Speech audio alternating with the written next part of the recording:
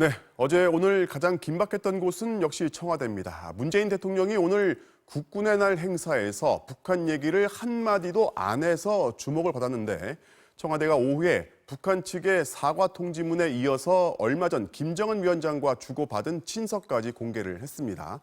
청와대 연결해서 현 상황을 정리해보고 그래도 남는 의문점 짚어보겠습니다. 자, 이정신 기자. 네, 청와대입니다. 자, 하나씩 짚어보겠습니다. 일단 오전에요. 제일 의아했던 게 이 충격적인 사건에 지금 온 국민이 분노를 하고 있는데 문재인 대통령이 국군의 날 행사에 참석해서 북한 얘기를 한마디도 안 했어요. 자, 이거 어떻게 봐야 합니까? 네, 저희도 이른 아침 청와대 관계자들을 통해선 오늘 국군의 날 행사에서 북한에 대한 메시지가 있을 것이다. 이렇게 얘기를 들었습니다. 그런데 북한 얘기 한마디도 없어서 이 심각한 상황을 너무 안일하게 보는 게 아닌지 의아해했습니다. 이 답은 오늘 북한이 보낸 사과 통지문에 있었습니다. 한 청와대 관계자는 문 대통령이 오늘 아침 이 통지문을 직접 보고 국군의 날 행사에 갔다고 전했습니다. 사실 여부를 떠나서 북한이 일단 경위 조사를 하고 김정은 위원장이 직접 사과도 하고 재발 방지책도 마련하겠다고 했으니 북한을 직접 비판하거나 규탄하는 메시지를 자제한 것으로 보입니다. 그렇지만 이제 야당은 우리 국민이 살해됐는데 이런 불충분한 사과로 이게 끝날 일이냐 이렇게 비판을 하고 있고요. 또 통지문 내용을 또 곧대로 지금 수용하기도 어려운 게 사실이거든요. 네, 그렇습니다. 국민의힘이 통지문에 대해서 이 진정한 사과의 의미를 느낄 수 없다. 의미 없는 사과로 넘어갈 일이 아니다. 이렇게 비판했죠. 그래서 청와대가 친서까지 공개한 것으로 보입니다.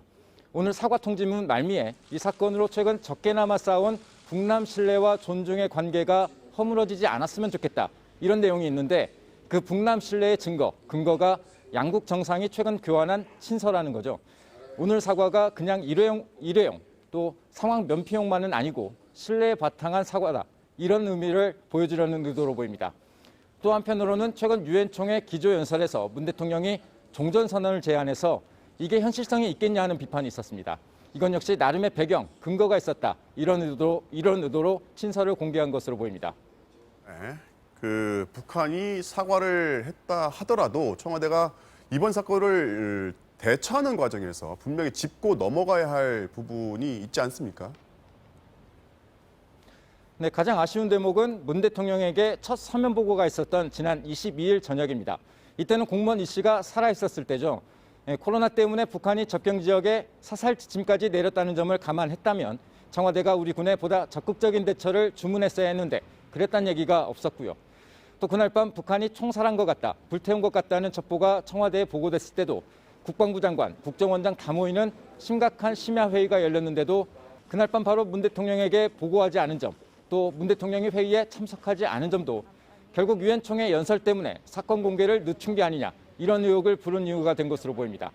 지금까지 청와대에서 전해드렸습니다.